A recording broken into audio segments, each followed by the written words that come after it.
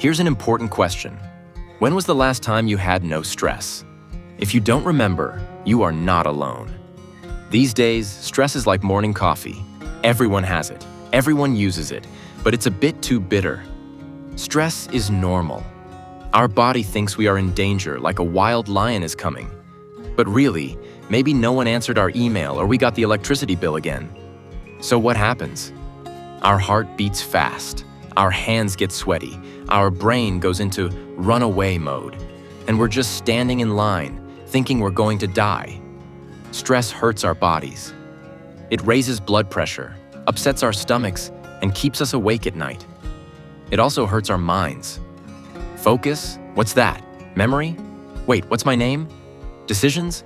Yes, I decide to do everything tomorrow, like always. And with people, stress makes things worse. A coworker says hi, and we think it's a threat. At home, if the food has less salt, we act like it's a big family fight. But don't worry, we can do small things to feel better. Try walking, not running a marathon. Try breathing deeply. Just sit and forget the bills and angry boss for a few seconds. If stress is very strong, it's okay to talk to a therapist. They can be very helpful. In the end, stress is like rain.